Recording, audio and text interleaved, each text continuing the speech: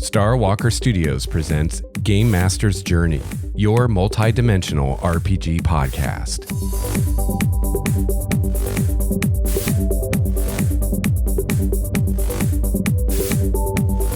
Hello, fellow gamer. Welcome to episode 132 of Game Master's Journey, your multi-dimensional RPG podcast. I'm Lex Starwalker, and on this show, we discuss the craft and the art of game mastering.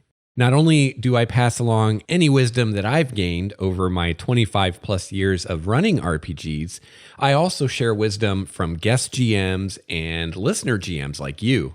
Today, I'm discussing PC backstories and how to bring them into the story of your campaign. Not only will using these character hooks enrich the story of your game, but it will also increase player buy-in and engagement. But before we get into all of that, I have a few other things that I'd like to discuss. First of all, for those of you playing Dungeons & Dragons 5th edition, I wanted to let you know, in case you don't already know, that Wizards of the Coast has started releasing Unearthed Arcana on their website every week. They have a bunch of new player options that they want play tested. So every week they are doing an Unearthed Arcana with more class archetypes, and they're wanting people to try them out and give them feedback. So it seems like they're just going through the classes in order. So far over the past 4 weeks, we've had new class archetypes submitted for the Barbarian, Bard, Cleric, and Druid. Even more importantly, I think, Wizards is doing surveys on each of these. So every Monday, a new Unearthed Arcana comes out with new player options for the next class. And at the same time, a survey comes out about the Unearthed Arcana from the previous week. So at the time of recording this week, we got a Druid Unearthed Arcana with a few more archetypes for Druids. And we also got a survey on last week's Unearthed Arcana, which was a few new cleric domains. So if you're playing or running 5th edition, I highly recommend that you go check these out. I will have a link to these in the show notes at starwalkerstudios.com, and you can just head on over to the Unearthed Arcana page every Monday and check out the new Unearthed Arcana, and then take the survey on last week's Unearthed Arcana.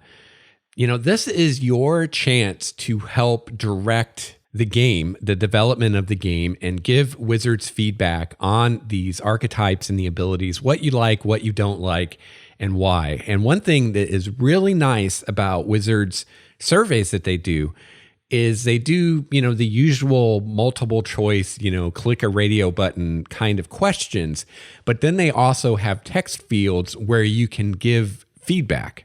So they will go down through every new ability in an Unearthed Arcana and say, how much do you like this or not? And you click the answer. But then you also have a text field where you can talk about what specifically you like or don't like. And I spend a lot of time writing stuff in those and trying to give good feedback as far as what I like and why, and what I don't like and why. Now, personally, I'm sad to say that I've been rather underwhelmed with many of these new options that have been coming out in these recent Unearthed Arcana. For instance, last week we got 3 new cleric domains, and those were, I believe, the Forge domain, the Grave domain, and the Protection domain. So to me, looking over these domains as far as, what kind of thematically or from a story perspective, what these domains are supposed to represent, and then also the actual mechanics and abilities that you gain from these domains.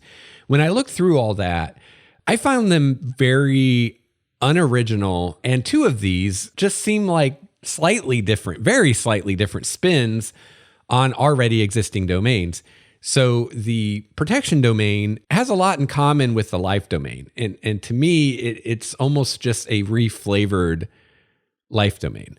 And the Grave domain is like a reflavored Death domain. So I think that we do need more domains in the game. And, I put this in my feedback when I took the survey this week on this. I do think that we need more domains, but these aren't the domains that we need. And, what I would like to see Wizards do, and this is what I suggested in the survey, is look at your pantheons of deities. Okay. So you're shoving Forgotten Realms down our throats, whether we want it or not. So look at the various deities in Forgotten Realms, look at their portfolios, right? And just take like the most popular human deities like Kelemvor and Helm and Ilmater and all those guys. Look at their portfolios. And for each deity, say, if I had to boil down this portfolio to one domain, what would that domain be? And then make those domains, because the 9 domains we have in the game right now, I guarantee you, are not going to well cover even the most popular deities in Forgotten Realms. And to me, it feels like what Wizards is doing here is they're looking at the domains more from a mechanical perspective, and they're saying, oh, what kind of cool new abilities could we give to clerics that they don't have before? Or what different combination of abilities can we use? Because a lot of these, and this is one of my criticisms of a lot of this Unearthed Arcana stuff, is a lot of these abilities aren't actually new abilities. They're abilities that some other domain or some other character class or something has. They're just, oh, let's take this ability from here and put it over there. Or it's an ability just slightly reskinned from somewhere else. So a lot of this isn't really new mechanics or new options, really. They're just different combinations of options that we've already had. So it seems to me like they're taking this more, starting with mechanics, what do we want to do mechanically? And then let's come up with a domain for that, as opposed to what I think they should do, which is look at the deities and look at, what are the domains that you really need to have? Like compare and contrast different pantheons. So take the Dragonlance pantheons and the Forgotten Realms, and like they have like the Celtic pantheon and the Egyptian pantheon and the Greek pantheon. Take all those and look at these and say, what are common elements? Like, for instance, every pantheon probably has a god of war, right? So we should probably have a war domain. Every pantheon has a god of storms, so we should have a storm domain, which we do Tempest, right? And I think that if you did that, you would find some domains that you need to have that are shared across all these different pantheons, but aren't in the game yet. And those are the domains that I wish Wizards would focus on creating, as opposed to, oh, let's just slightly reflavor the death domain and call it the grave domain. I mean, this is taking us down the road that we're at in Forgotten Realms, where, we've got all these gods that are just slightly different versions of the same thing, and all these domains that are just slightly versions of the same thing. Like, do you really need a war domain and a battle domain? Are those really going to be different enough to make it worth it? I mean, maybe, maybe one day the game will get to that point, but I don't think we're there yet. I think there's other domains that aren't just a slight variation of a domain that we already have, that don't yet exist. And, an easy example of that always comes up, that people are always asking for, is elemental domains. How about a fire domain, earth domain, water domain, air domain? That's an easy one. But again, I think if you take any pantheon and you look at those gods and what their portfolios are and say, okay, what domain would best represent this? I think you'd find we have some things missing. For instance, here's one, Loth, okay? Loth is given the trickery domain. And I don't know about you, but I don't think trickery fits Loth, really. I don't see Loth as a god pulling tricks on people, right? I mean, she's not a mischievous, I'm going to trick you, I'm going to, fool you kind of god. Like, I don't know. I mean, if I were to boil Loth down to like one domain, what would it be? I don't know, but it wouldn't be trickery. Maybe treachery. I could see treachery being a domain, and you might say, well, treachery is just kind of a variant on trickery, and maybe it is, but to me, that's at least, we have a very popular deity here, and we don't have a good domain that fits her. Trickery doesn't really fit her, but if we came up with a good treachery domain, that would fit her really well. And, maybe some of you that are better steeped in Loth lore have better ideas of what the one domain to represent Loth would be. And I'd love to hear them. But I think you see what I'm saying here. I think I'm getting the point across, even if my example isn't the greatest. I'm pretty underwhelmed with these Unearthed Arcanas so far. Usually there's something at least somewhat decent in them. For instance, the Druid one that came out this week, I wasn't really blown away by any of the new Druid archetypes. In fact, they didn't even hold my interest enough to read them all, to be honest. I will probably just ignore them until, or if I have a player that says, hey, can I play this Druid from the Unearthed Arcana? And then I'll go read the thing and decide if it seems okay or not. But one thing that was cool in the Druid Unearthed Arcana was an optional system for determining what kind of animals a Druid character can shapeshift into. Instead of just saying, oh, you can shapeshift into any beast of the appropriate CR that you've seen before, instead there's a system where you have to observe the animal or interact with it. And I thought that was pretty cool. And it also had a system where you get access to different animals at different levels, which I thought that was kind of cool too, because obviously all the animals of a given CR aren't created equally. So I thought that was a really cool idea, especially the idea of, you can't just walk by an animal and see it and now you can turn into it. You have to actually study it for some time or interact with it peacefully or something like that in order to learn enough to be able to become that animal. I thought that was a really cool idea. But as far as the 3 new archetypes and the abilities they get, not so much. But that's just my opinion. And my point here is we all have opinions, and these surveys are your chance to have your opinion be heard. And then obviously, the opinions that are shared by the most people are the ones that Wizards will probably pay the most attention to. But let your voice be heard. This is your chance. And, this is an amazing thing about this game that we don't see in a lot of other RPG games, especially kind of the more mainstream RPG games, where Wizards is doing all this playtesting and soliciting all this feedback and actually listening and using the feedback to guide what they develop in the future and where they take future products and things like that. So I think it's a pretty safe assumption looking at these Unearthed Arcanas that we're going to get new class archetypes in the future. Whether that will be a book solely of class archetypes or not, I don't know. Personally, I doubt it. If you look at pretty much all of the 5th edition books so far, they're all doing various things at the same time. Even the adventure books also serve as giving you more setting material on the Sword Coast or giving you some more creatures or magic items or whatever. The Sword Coast Adventurer's Guide was, player options, but that was actually less than half of the book. A lot of the book was setting stuff and hooks for a DM to use. And Volo's Guide to Monsters, isn't just another monster manual with a bunch of monsters in it. It also has information on the various monsters and expands on some of those monsters quite a bit. So it seems to me like Wizards is trying with every 5th edition product they put out, they're trying to put out something that's going to appeal at least a little bit to everyone. Whether you're a player, whether you're a dungeon master, there's going to be something for you in this. So I don't see them putting out a book that's nothing but player options, but I think that it's safe to say that we are going to get more player options. Maybe we'll get them, hopefully not in adventures, because I would really be unhappy if people have to go buy these adventures, these campaigns in order to get new player options. But I could see them doing something like another Sword Coast Adventurer's Guide where they have a bunch of player options and then they've got some more setting stuff, maybe on more on the Sword Coast, or maybe some information on a different part of the realms that we haven't explored yet in 5th edition or something like that. But we'll see. But, it's really cool that they're soliciting this feedback and that they're using it. So I really encourage you, if you care about this game at all, to participate in the surveys. And it's kind of like voting, right?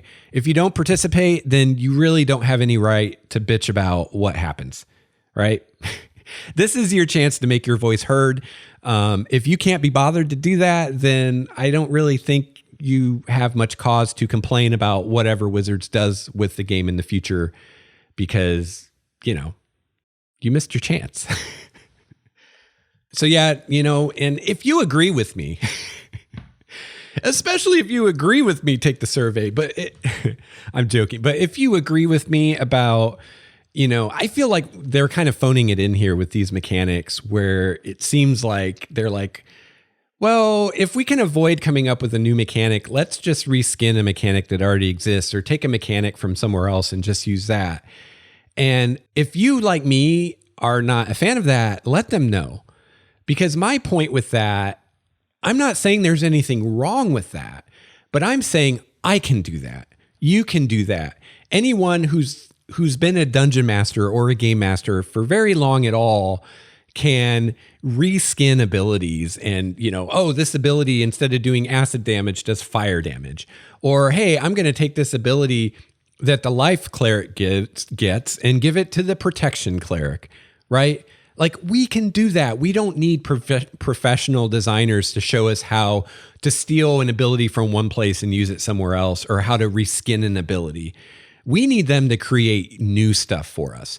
So if they're going to put out a book of new archetypes and new player character options and expect us to pay our hard-earned money for it, I think it should be truly new mechanics and not just recycled mechanics that we've seen before, just in different combinations. Again, we can do that. The community can do that. Third-party publishers can do that, right? Anybody can do that. We need the pros. We need the people at Wizards to give us new things to play with, not just use the same blocks and put them together in different ways. We can do that ourselves. So if you agree with me on that, please take the survey and please let Wizards know how you feel. All right. So I mentioned just a minute ago, Volo's Guide to Monsters. I finally got my hand on a copy of this, and I have been devouring it. And I will say I had fairly high hopes for this book. I was pretty excited for it. And for the most part, so far, I haven't read the whole thing cover to cover yet, but for the most part, so far, I have not been disappointed. So I am definitely going to discuss Volo's Guide to Monsters on the show. My question for you is, what form would you like this discussion to take? Okay, would you rather that I review Volo's Guide to Monsters in an episode like I reviewed Curse of Strahd, Storm King's Thunder, The Sword Coast Adventurer's Guide, just do, my usual review that I do, or either instead of or in addition to that, would you like me to say, perhaps do a segment every episode or every few episodes where I take a chapter of Volo's Guide, or I take a section of Volo's Guide and discuss that and really drill into that in more detail? This is an idea that was suggested to me by Boz Bunnick. I made a post in the community recently asking for feedback on the show and ideas of ways to improve the show, or different topics to talk about, or just any feedback that people have. And Boz replied and talked about this thing that people do, which I didn't even know about this until Boz told me, on like forums and whatnot, called Let's Read or something. I forget what he called it. But basically where someone on a forum will take a book and go through it bit by bit and discuss it.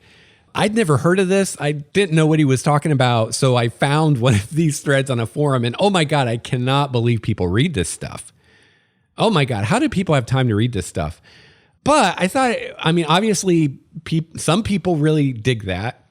And I think if you're going to do something like that, it would be much better to do that on a podcast than on a blog or on a forum where people have to read walls of text about what you think about this particular chapter or section from a book. I think it would be much more entertaining and absorbable in a podcast format.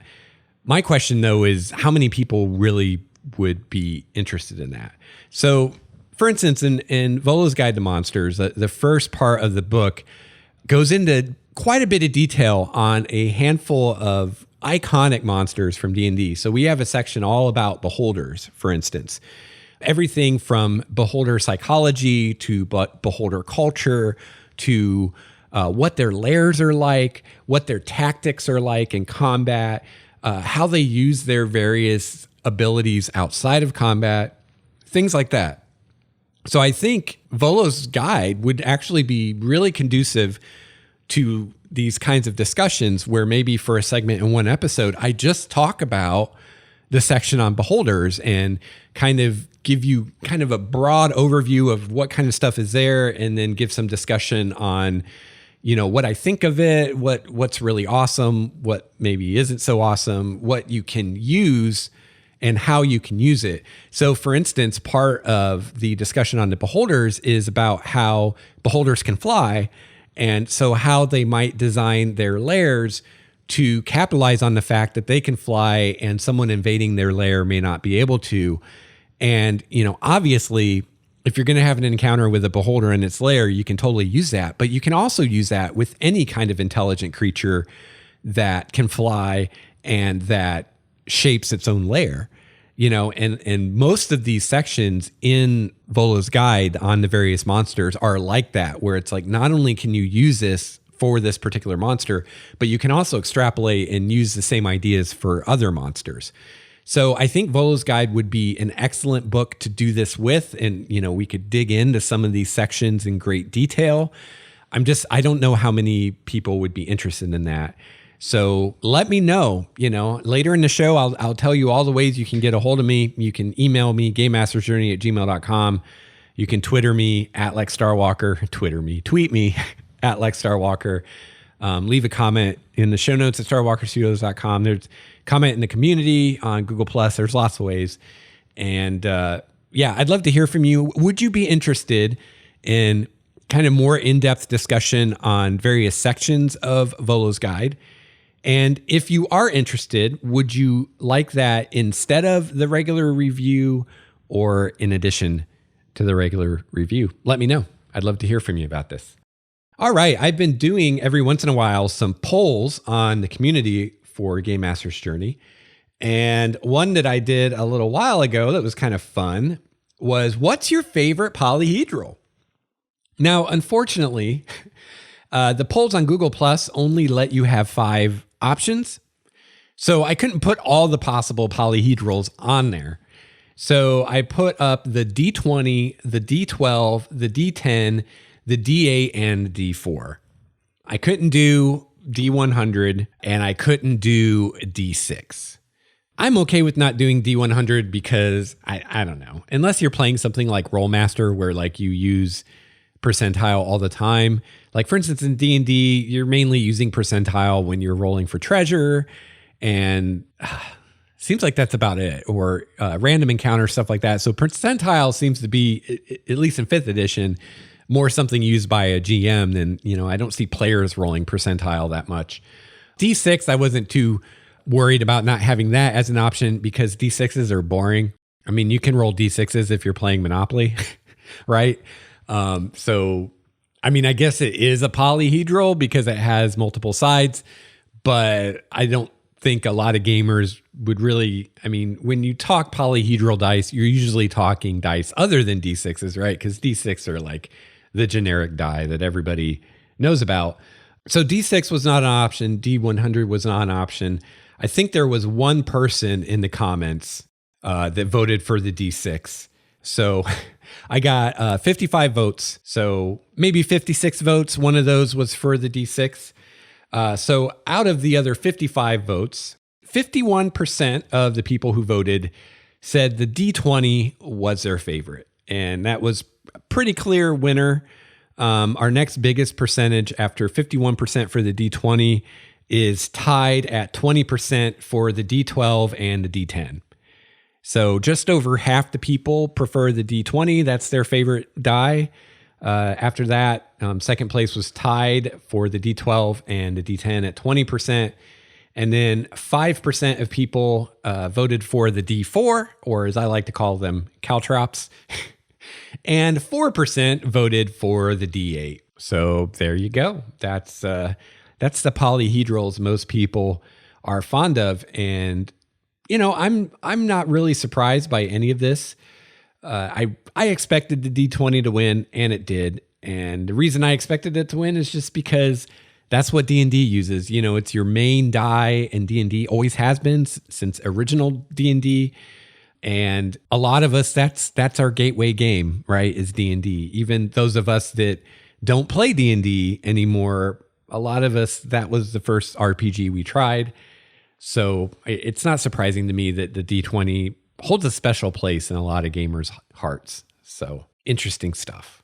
So I think we're caught up on the polls now that I've done. So I'll have to do another one soon. So that's another thing you can let me know is if you have an idea for a cool little poll question like this, it's RPG related, that I could ask the community, let me know, and maybe I'll use your poll idea next. This is Shane from the Total Party Thrill podcast, and you're listening to Lex Starwalker on Game Master's Journey. I want to give a quick shout out to the patrons of Starwalker Studios. The support of the patrons makes this show possible. If you enjoy Game Master's Journey and you'd like to give a little back, becoming a patron is a great way to do so. Patrons get some cool perks like game material I make for Primordia and access to a special monthly podcast I produce just for the patrons. I'd also like to give a huge shout out and thank you to my Tier 4 patron, Mr. Steve Strickland. Let's hear it for Steve. Yeah. Yes. You the man. Thank you so much, Steve, and thank you to all the patrons. You can find out more about becoming a patron by clicking on the Patreon button at the top of the show notes at starwalkerstudios.com.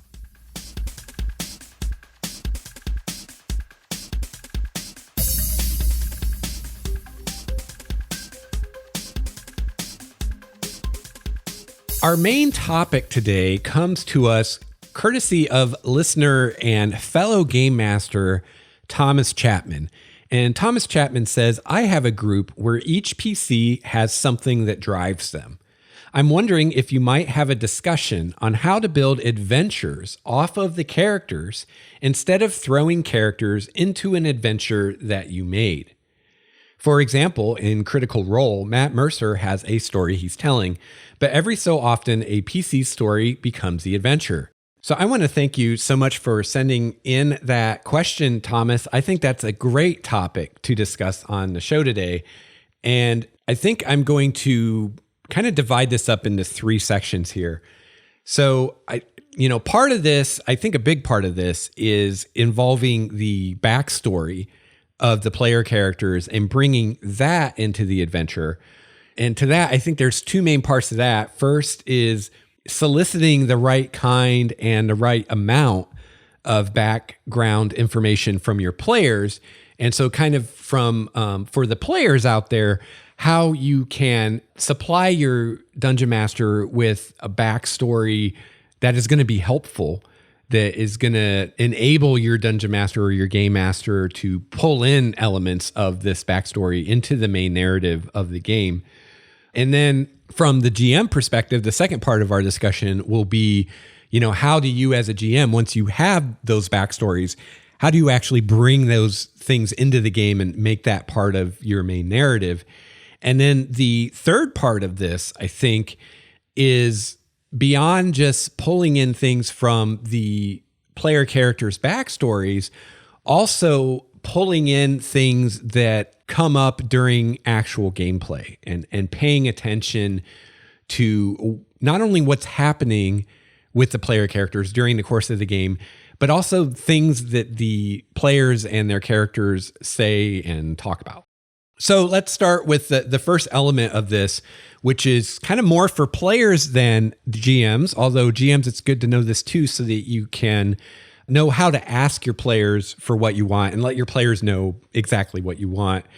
And that's, getting the right kind of backstory information and the right amount of information. So I've noticed, to just really generalize here, there seems to be 2 kind of basic trends with players when it comes to what they're going to give you as far as a backstory to their character. And again, I'm generalizing a lot here, so I'm not saying every player is going to fit into one of these 2 categories, but a lot of them do. So the first is a player who gives you nothing or next to nothing. So this character or this player may literally give you nothing as far as a backstory, or maybe just like a few sentences, or maybe, they give you quite a bit as far as words on a page, but there's nothing there that you can really use. The second type of player is kind of at the other extreme, where they will give you pages and pages of prose, all kinds of backstory stuff. The problem is, like I already kind of said, these are two extremes, right? One player gives you nothing or practically nothing. The other player gives you a shit ton of stuff. Neither of these is helpful to a GM. So how can we as players give our GMs what they can actually use? So the first problem is giving your GM too much backstory. And I'm talking about giving your GM pages of stuff. And the problem with this is the GM has to read all that, which is going to take time. And even kind of a bigger problem is the GM has to sort through all those words, all those pages of words, to try to find the few bits that are actually going to be relevant, that the GM can actually use in the story. And by relevant, I mean things that can serve as character hooks or plot hooks to bring your character's backstory into the adventure. So, wading through 2 to 4 pages, say, of prose, trying to find the couple sentences that really matter is difficult, and it's time consuming. Your GM's probably very busy. Don't waste your GM's time, right? Also, chances are slim. If you give your GM 4 pages of backstory, chances are pretty slim, I think, that if I'm the GM, the couple sentences that I decide out of that 4 pages are the most important and things that I'm going to try to bring into the story. Chances are pretty slim that I'm going to choose the same two sentences that you, the player, would choose, right? Because you're not telling me what's important. You're just puking out a bunch of information, and I have to try to decode out of that what's important.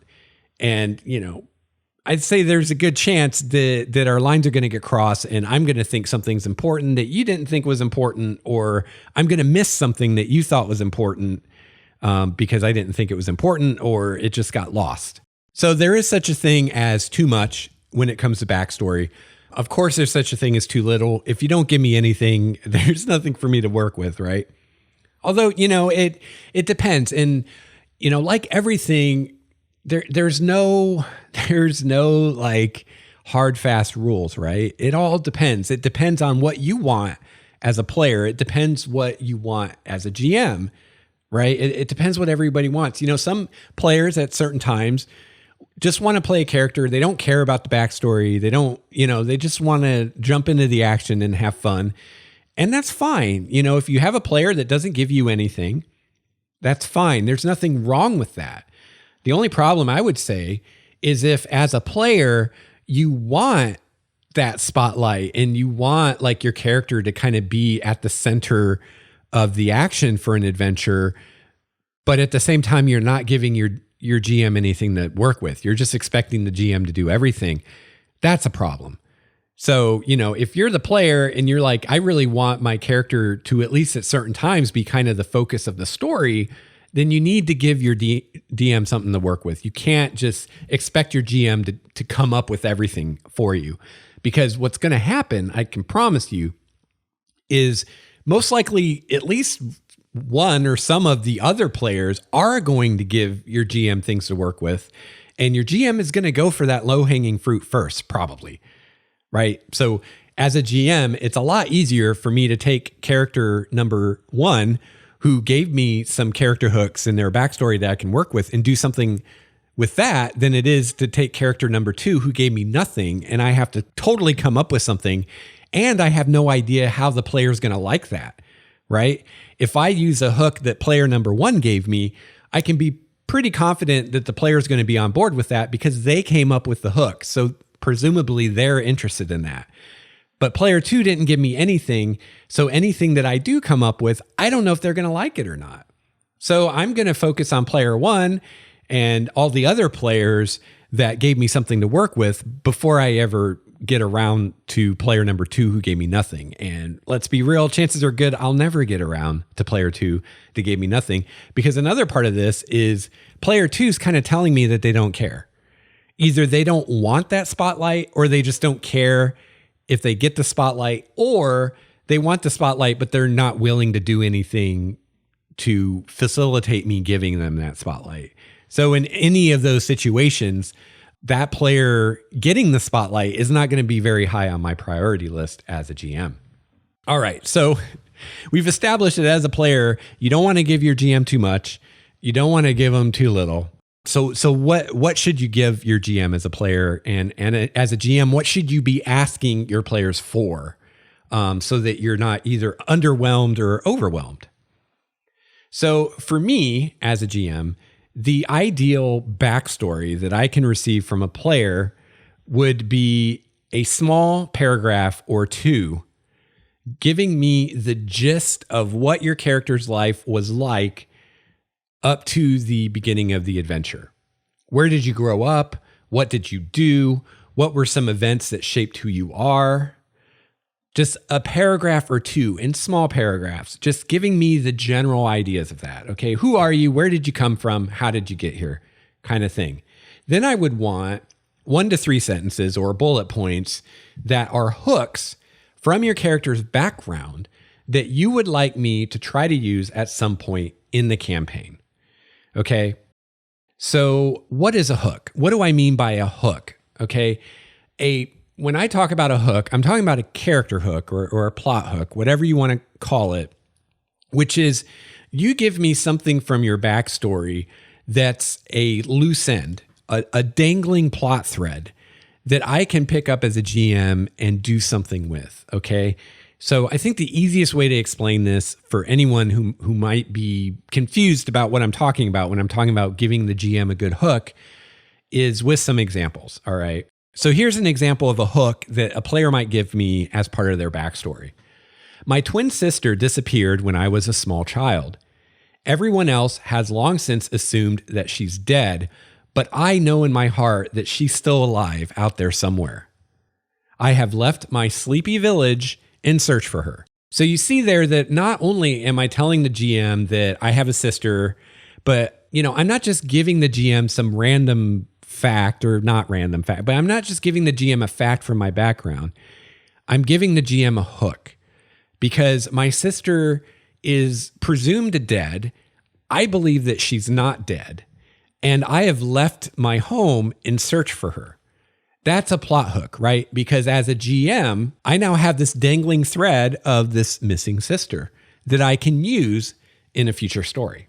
So you can also see that as a player, I'm giving the GM some clues as to what I want from the game, right? So be careful as a player, when you're coming up with your hooks, I think this would be pretty natural, but just to kind of state the obvious, maybe in case it's not obvious, make sure that the hooks are things that you're wanting to explore, right? Don't give the GM a hook about something that you have no interest in.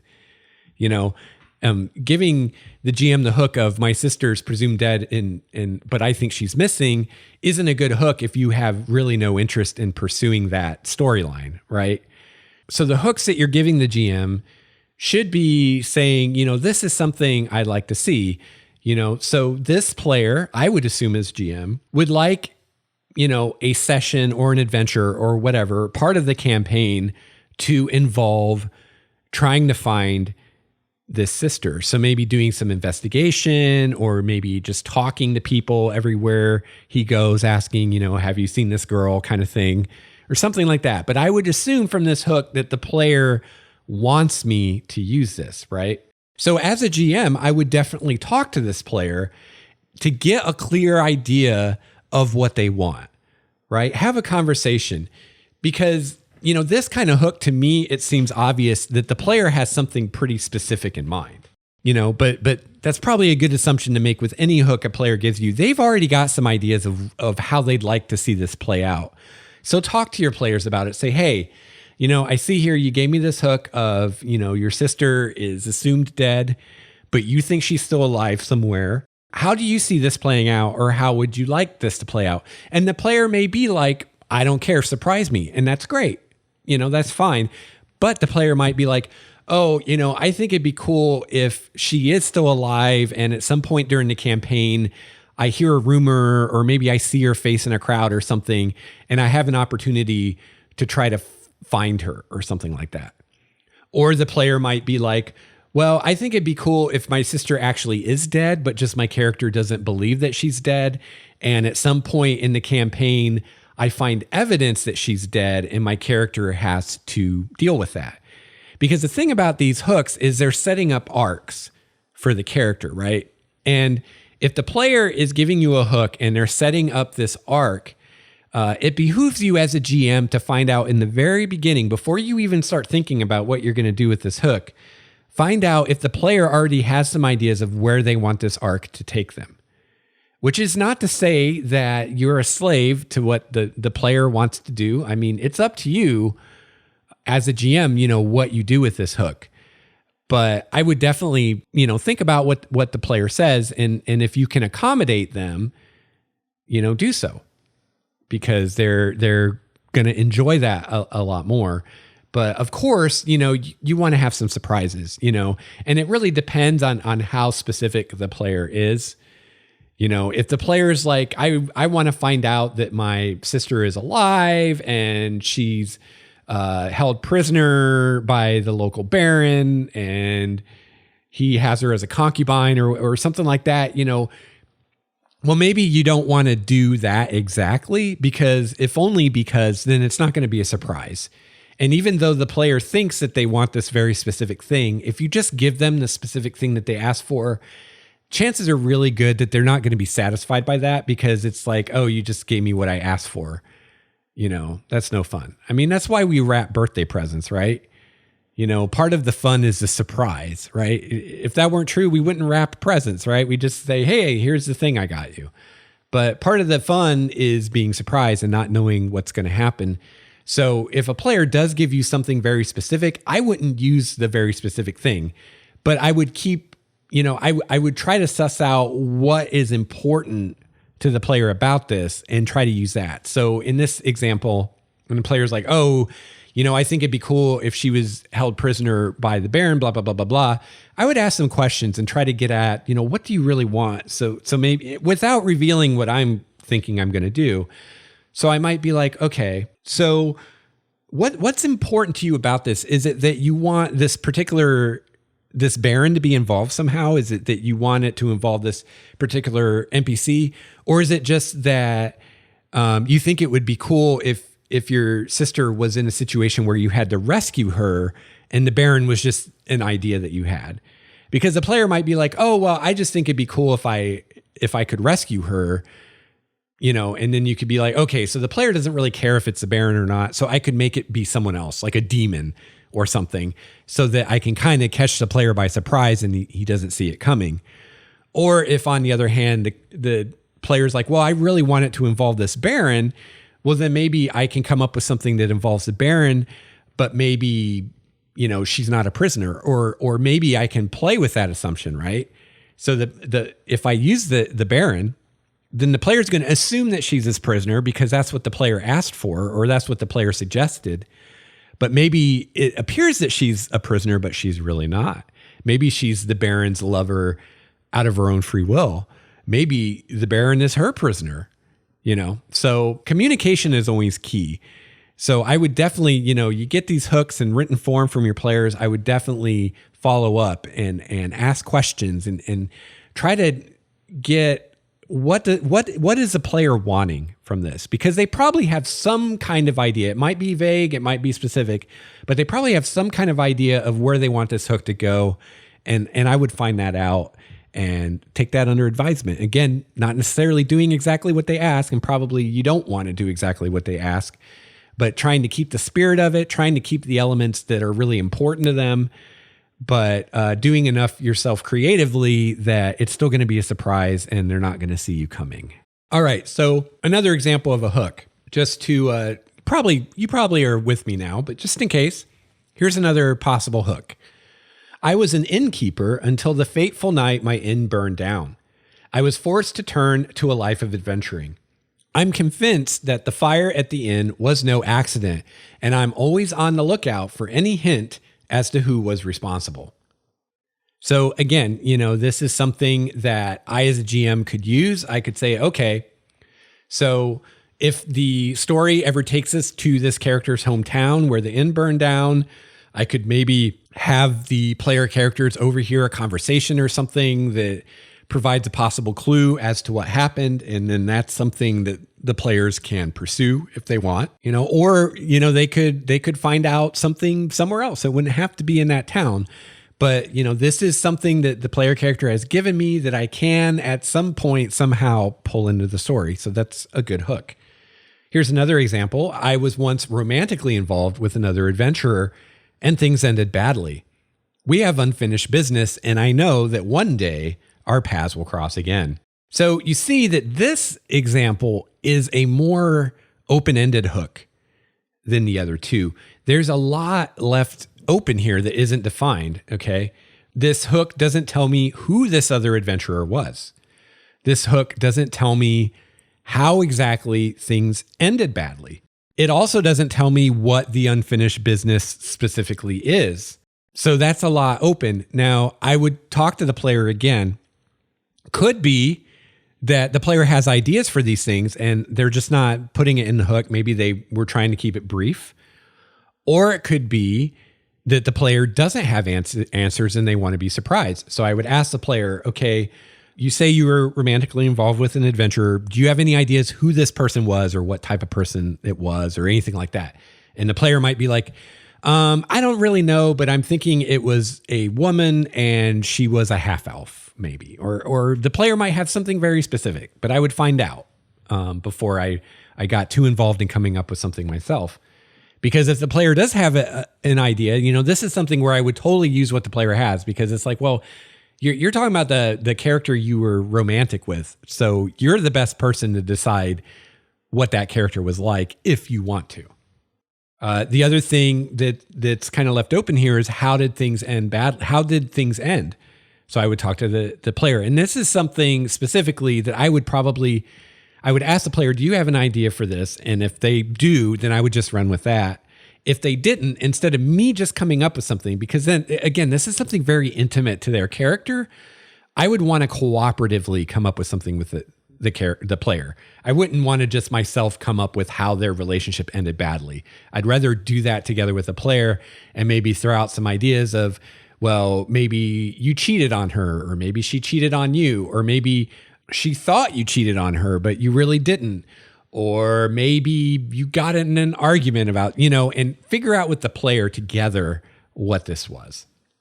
And then the other thing that's kind of left open here was what the unfinished business is. So again, I would ask the player, what's the unfinished business? And come up with that with the player. The other kind of open thing here is how are your paths going to cross? So this is something that's more, I feel this is in the realm of me as the GM, because this is something in the future. The other stuff is more backstory. Who was your lover? Why did you break up? What's your unfinished business? That's in the realm of the player. If the player has ideas for that, I'm going to use those ideas. If the player doesn't have ideas, I'm going to come up with ideas with the player, because that's solely in their sphere of influence, because that's their character's history. But when and how their paths cross again, that's GM territory. That's in the future. So I would ask the player, do you have any thoughts about this? Is there anything in particular you'd like to see? And I would take that under advisement. But again, like I discussed before, I wouldn't want to do exactly that, because I don't want the player to see me coming. And I would not feel bound by that, because I might want to come up with something different. So, again, if I'm a player, how do I come up with a backstory that the GM can use? Say, first of all, keep it short and sweet. This is not the time to start that novel you've been wanting to write, or start the novel, but don't give the novel to the GM. Now, I want to clarify here. I'm talking about the information that you're providing to the GM at the beginning of the campaign, like during session 0, for, character hooks specifically. So if your GM is asking you for, hey, give me something from your background that I can maybe pull into the story later, that's what I'm talking about.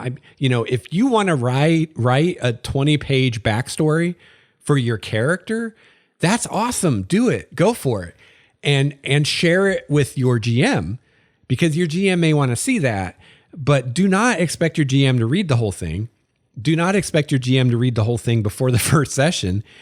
And do not expect the GM to magically know what out of that however many pages is important to you and you want to see in the campaign.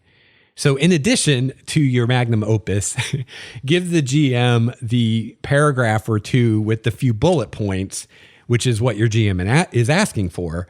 So the GM can focus on that and use that for preparing the first few sessions and can get to your magnum opus if or when she has time. So, when you give the GM your backstory or your character hooks, whatever you want to call it, here are some guidelines that I would recommend that I like to see for my players. Again, less than a page total, whether you're typing it or you're writing it by hand. If you're getting close to filling out a whole page, go ahead and finish what you're doing, but keep that for you, or give it to the GM and say, hey, feel free to read this if or when you have time, but then go back through that and you pick out the important parts that you want the GM to focus on. Take that however many pages and boil it down to a handful of sentences or bullet points that are like, here's important things from my character's history that I want to come into play. So less than a single page. I think the best format for this is bullet points. And each of those bullet points is basically a character hook. Should only take you, say, 1 to 3 short sentences to explain that hook. And I would say no more than 2 or 3 bullet points total. No more than 2 or 3 hooks total. And really, all the GM really needs is 1, maybe 2. I'm saying 2 or 3 because then the GM can kind of choose the one that either fits the story best or the one the GM will think is the most fun. But, let's say you're playing in a campaign and you've got 4 players.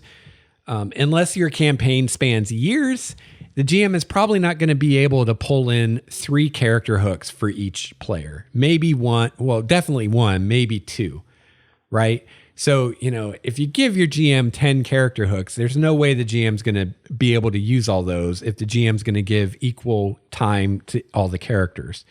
So really drill down to what's important. Give your GM 1 or 2 or at most 3 hooks that are the important ones.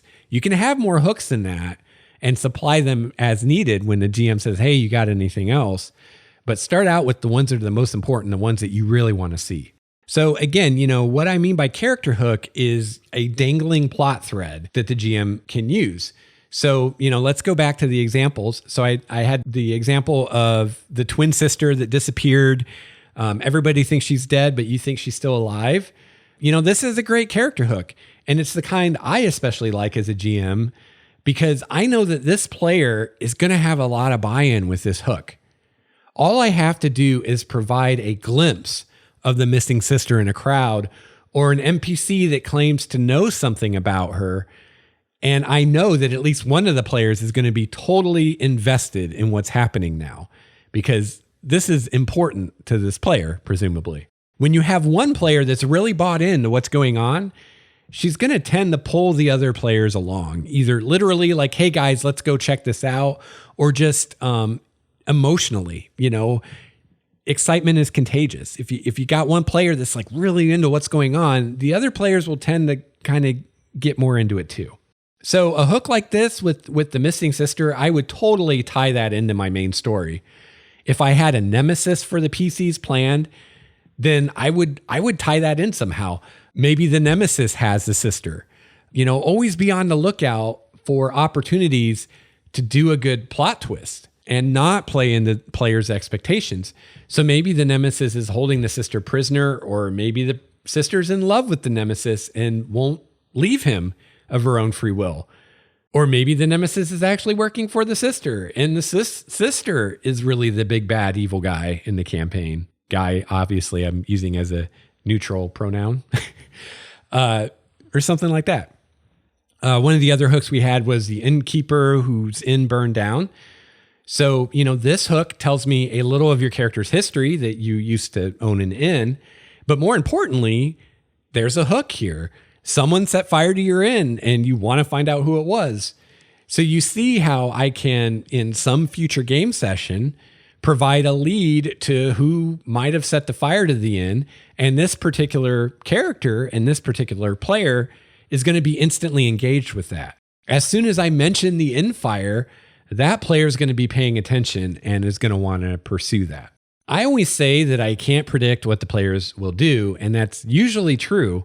But this is an instance that can be an exception to that, where you can predict with a pretty high degree of certainty, generally speaking, what the PCs are going to do. If the PCs meet someone who mentions this Infire and they realize this person might know something about it, then that particular player, at least, is going to want to investigate it. I can count on that. Now, maybe they won't do it this session, but at some point, that player will convince the others to pursue this plot thread. If there's a certain place the PCs need to go, or a certain NPC they need to talk to in order to advance the main story that we're telling, then tying that place or that NPC to one of these character hooks from a PC's backstory is an excellent way to help ensure that the PCs actually go to the place or seek out the NPC. And it's a way to do it that doesn't seem so heavy-handed and doesn't make your game feel so railroaded. We have the hook of once being romantically involved with another adventurer. It ended badly, but your paths are going to cross again someday. So, this character hook really comes to us in the form of an NPC, namely the adventurer that the PC was involved with. So here, again, I talk to the player and get any ideas they have about who this NPC is or what they're like. And I would want the NPC that I come up with to align with any expectations or ideas the player already has. The better job I can do at making this NPC what the player wants, the more effective this NPC is going to be as a hook when the NPC shows up. And the more likely the PC is going to be to want to interact with this NPC. Now, I can put an obstacle between the player character and this NPC, and I can be pretty sure that the players will do everything they can to overcome that obstacle. So again, this is a way that you can direct the game where you want it to go. If you want the player characters to fight a monster or something, put that monster between them and this NPC that was a past lover of the player character. So maybe this NPC that the PC used to be involved with is, again, the prisoner of my bad guy. So now it's not some stranger at risk, but an NPC from the player's character's past. And that's a great way to get your players to hate your bad guy even more. Or maybe the NPC is hard to get to in a social way instead of a physical one. So maybe the PC sees this NPC in the town, but the NPC is a high-ranking noble and is surrounded by guards, and they can't talk to her. The PCs might have to gain access to this NPC, and maybe they don't have the social standing to do so. So they might have to disguise themselves or bribe someone or something like that. Of course, once the PCs interact with the NPC, there's lots of room for drama here. Perhaps that old flame will rekindle and they'll get back together. Perhaps the NPC will manipulate the PC and use him as a pawn in some scheme of hers. I mean, the possibilities here are practically endless. So I think you can see here how this is kind of a symbiotic relationship here. As a player, you're coming up with good plot hooks and you're giving the DM or the GM what she needs, no more, no less. And, you're going to be well served if or when the GM uses these plot hooks, because presumably these are things that are important to you that you want to explore about your character. So, those will be great game sessions for you when these plot hooks come into play. And from the GM's perspective, you're getting ideas that you can use to help generate new stories. These can be great sources for subplots for your game. So not everything's, directed towards the main storyline, makes it seem more realistic, makes it seem like these player characters are real people that have, multiple things going on at once. And it's also nice as a GM because you can be fairly confident that when you use one of these hooks and you do bring it in, that at least one of the players is going to be super engaged and on board with that. And it's going to help kind of supercharge the game session. So I think everybody at the table benefits from being able to do this, with the players giving the GM good hooks that they can use, and the GM using those hooks to enrich the story.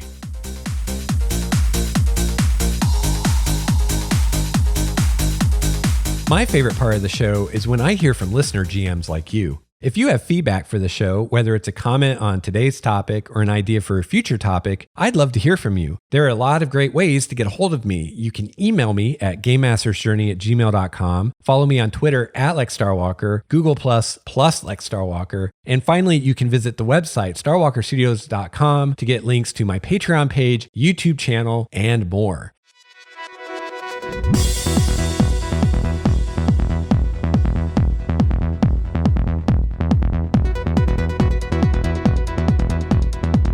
All right, so we start our discussion today talking about how players can provide their GMs with a good backstory and character hooks that the GM can use in the campaign. Once you have a couple hooks as a GM like this for each character, it's then just a matter of finding the right times to work them into the story. So if you keep these hooks in the back of your head when you're planning and when you're running your adventures, you can often find ways to tie them in, either connecting them to the main story or using them as ways to propel the PCs along the main story, or using them as subplots.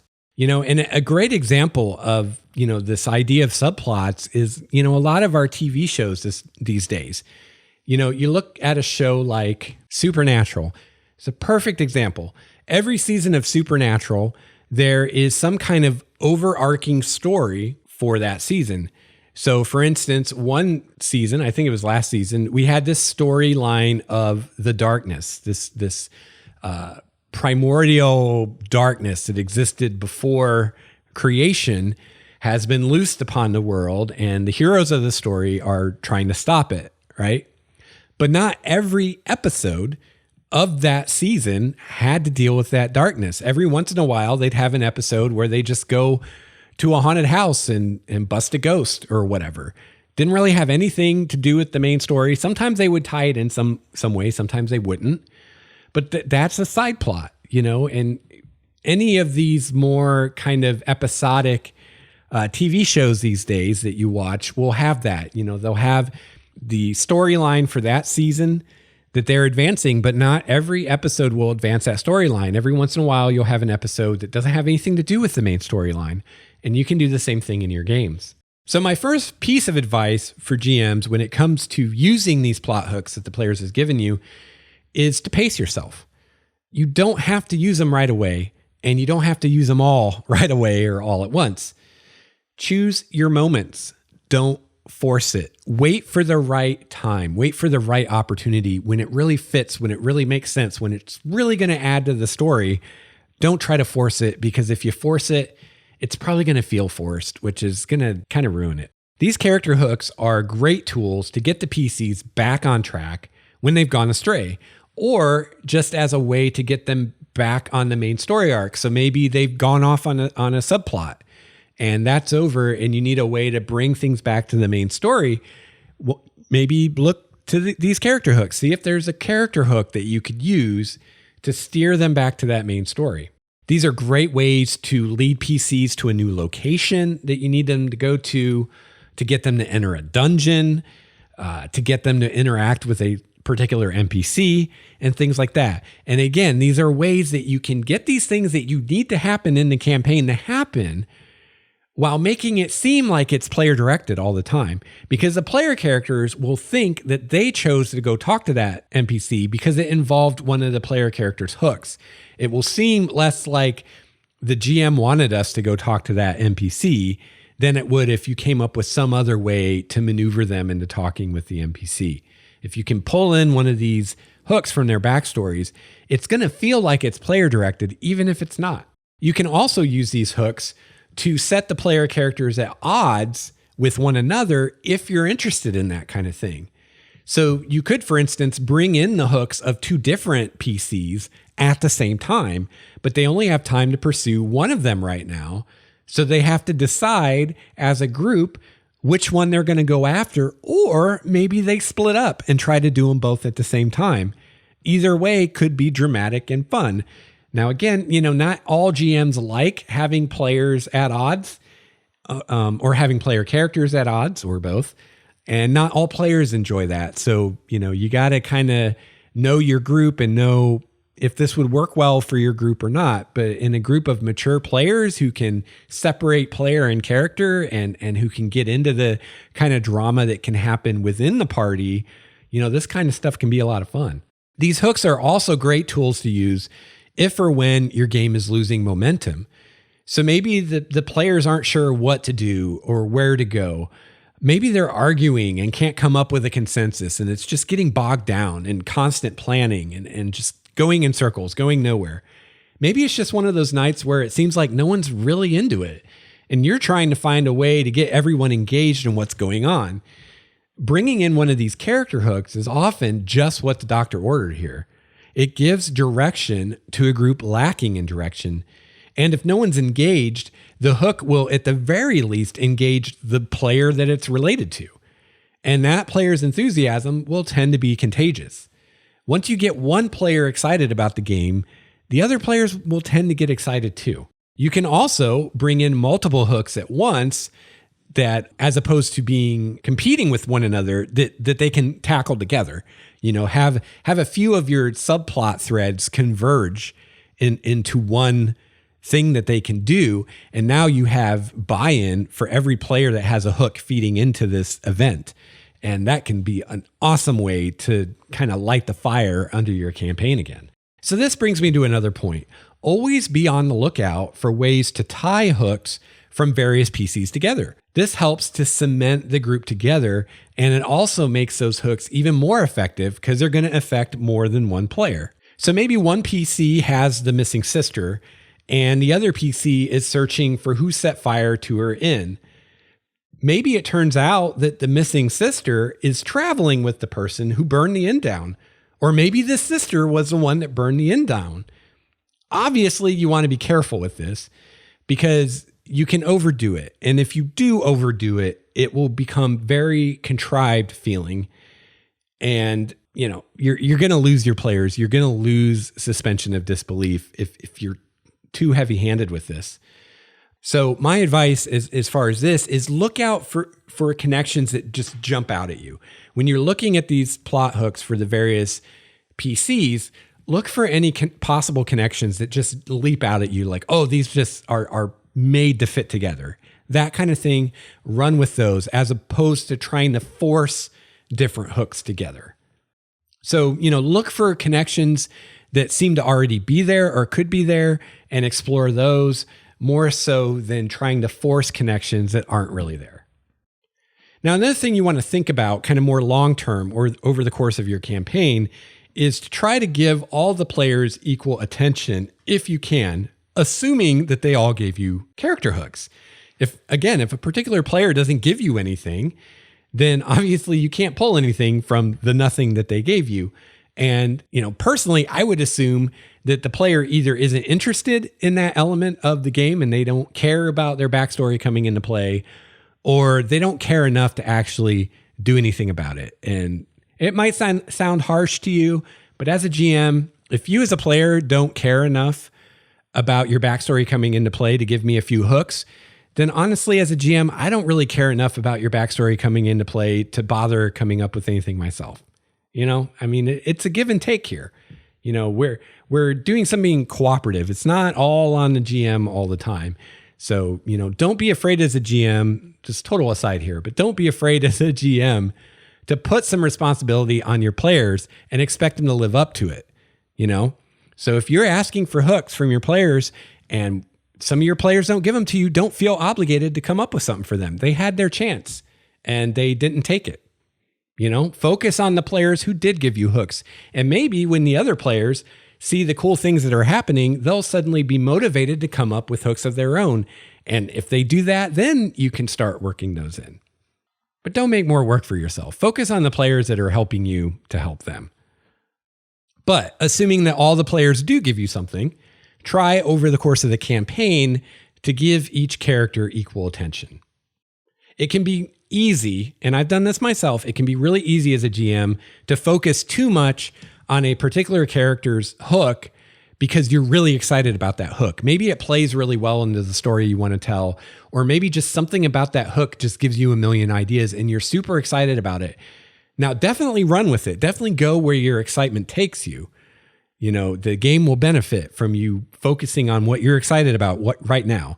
And here's another aside, okay? If you have an idea as a GM that you are excited about, use it now. Don't be like, oh, well, we're at 3rd level. When the player characters are 15th level, I have this great thing I'm going to do. Don't do that. Use it now. Find a way to use that idea now. Use it in the next session, because you don't know what's going to happen. You may never get to 15th level to use that cool idea, or by the time you get to 15th level, the events of the campaign have changed things so much that your idea won't work anymore, or maybe you're just not excited about it anymore because it's been a year and you don't care anymore. So if you have an idea that you're excited about, find a way to use it right now. Don't wait. So anyway, back to where I was at. It can be easy as a GM to have a particular hook that you're really excited about it and tend to focus on that to the exclusion of the other player characters. And you want to avoid that. Now, again, I'm talking over the course of a campaign.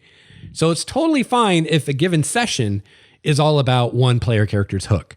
In fact, that's a good thing. It's even okay if a whole series of sessions or a whole adventure is really about one player character's hook.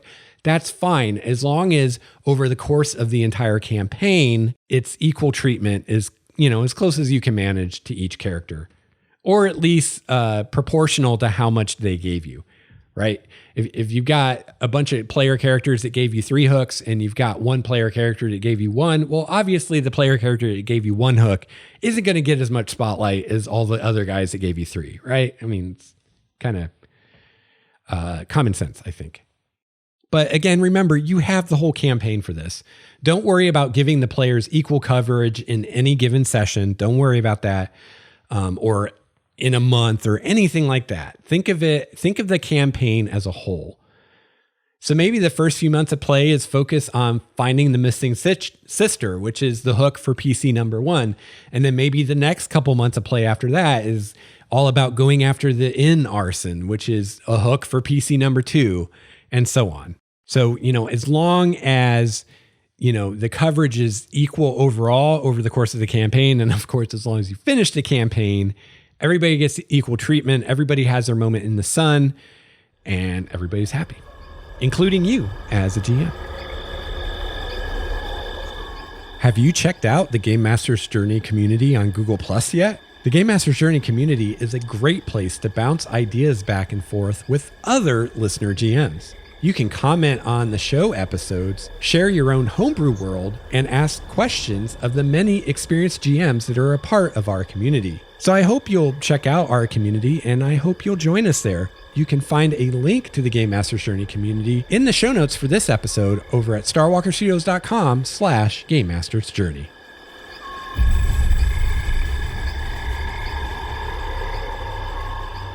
For the third part of today's discussion, I thought we'd move a little bit beyond just the backstory and using hooks that players give you in the backstory to bring that character into focus in your game to, using information that you get during running the game itself. You can learn a lot as a GM just by listening. Listen to your players. Listen to your players when they're just shooting the shit during the game session, when they're talking in character or out of character, and just listen to anything that kind of grabs your ear and maybe gives you an idea or sounds like something you might want to explore, and write it down. So, some examples, player characters or players might discuss their backstories or, even things about their characters that aren't in their backstories. And through telling each other about their characters and stuff, they may reveal things that you think, oh, that could be a cool hook for a future adventure or an NPC or something like that. Write it down. Players may discuss places they're interested in going. They may discuss creatures they're interested in encountering or NPCs they're interested in meeting. They might discuss spells they're interested in learning or magic items they're interested in finding, all kinds of stuff. And if you pay attention to these kinds of things and you take a note of anything that kind of jumps out at you as, hey, that sounds like a cool idea, or that'd be fun to do, then you have a list of things that you can pull from when you're trying to come up with something for the next session. And, when you can pull this off, it's really cool because a lot of times what will happen, especially if it takes you a little while to work it in, is the player won't even remember saying anything about it.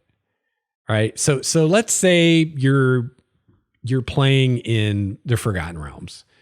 Okay. And you're running a game in the Forgotten Realms and the players are just sitting around the table shooting the shit, not even talking in character, just the players talking to each other.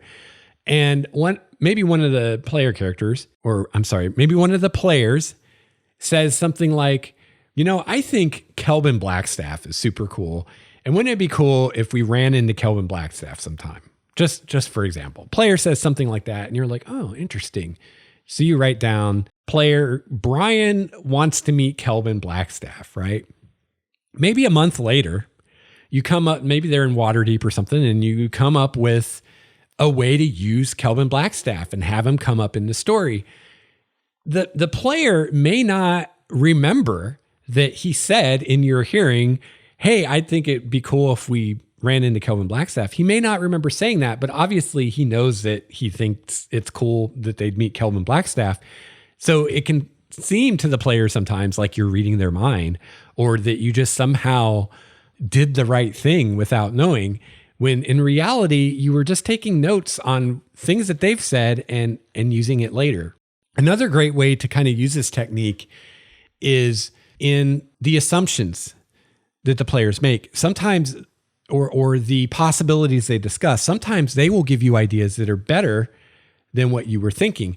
So let's say you have an adventure where the player characters are trying to sneak into some kind of like guild headquarters, right? They need to sneak into this guild's headquarters and steal an item or something like that. They're probably going to have this long discussion where they're discussing different plans of how they could do this, theorizing about what some of the defenses might be or where it might be or things like that. And they might have some cool ideas. They might have some cool ideas about how this is guarded or where it might be or what might be involved in getting entry. Don't be afraid to use those ideas. You might be a little afraid to use them. You might feel like, oh, if I use this idea, the players are going to know that I got it from them and it's going to be lame.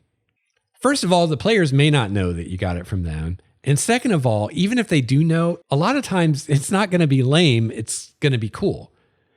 Because a lot of times what will happen is, well, what actually happened was you had an idea of what to do. The players were talking amongst themselves, gave you a better idea. So you went with that. So you basically kind of shifted what you were going to do based on what the players were discussing. The players don't know that. And so what they think happened was that you were planning to do the thing that they talked about all along, and they were just so smart that they figured it out, which, players love feeling smart. They love feeling like they've solved the puzzle, so that's all good. You ended up getting a better idea than what you had and running with it. And it's going to make the players happy because they feel like they really Sherlock Holmes this thing out, Of course, you can't let them know. You can't let them know what you did or that loses everything. So, as a GM, you got to keep your secrets. Now, like so many techniques, this can be overdone and this can be very badly overdone to the point where it's not even a game anymore. So don't do this all the time. Don't even do it a lot of the times. Keep this in your back pocket for, again, you're choosing your moments, right? Keep it for the time a player character just has this awesome idea that's just so fantastic you can't not do it, right? Then do it. Don't do it all the time. Or worse, don't be a lazy GM who's like, I don't even know what the solution to this is. I'll just listen to the players as they're theorizing, and whatever they come up with, that's what I'll run with. Because you might get away with that once. You probably won't get away with it once. What's going to happen is the players are going to realize what you're doing and they're not going to want to play anymore. I mean, why play in a game where there's no challenge and there's no real answer to the riddle? The answer is whatever the players come up with. That's not a game. That's mental masturbation. And most of us, that's not what we signed up for. And it's not very fun. So, definitely be careful. Don't overuse it. But for those, once in a campaign time or whatever, when a player comes up with something really cool and it's better than what you thought of, don't be afraid to run with it. If you only do it once in a great while, it's not going to be a problem. The problem comes when the players know that you're doing it and they feel like they can count on you doing it. Because then it's like, why do we even play this game? Whatever we come up with is going to be right. So why even bother? It's a waste of time. It's a waste of effort. It's a waste of energy, right? But if you do it just once in a blue moon, then they can't count on it. They can't assume that whatever they think up is going to be true. And you keep them guessing. They don't see you coming. And then it can work really well. And finally, kind of the last part of this that I have for today is also pay attention to how the player characters and how the players interact with your NPCs. If there are particular NPCs that they really enjoy, expand those NPCs. And if you can tie those NPCs in some way to their character hooks that they gave you, so much the better. So, kind of the idea here is, you have a player with a given character hook and you're trying to bring that into the story and you need to use a NPC to do that. Use an NPC that the player characters really like or that they enjoy interacting with, as opposed to kind of a more blah NPC or coming up with a new NPC. Try to use an NPC that already has buy-in from the players, and it will just help you kind of amp up the engagement of bringing in this plot thread that comes from a backstory even more.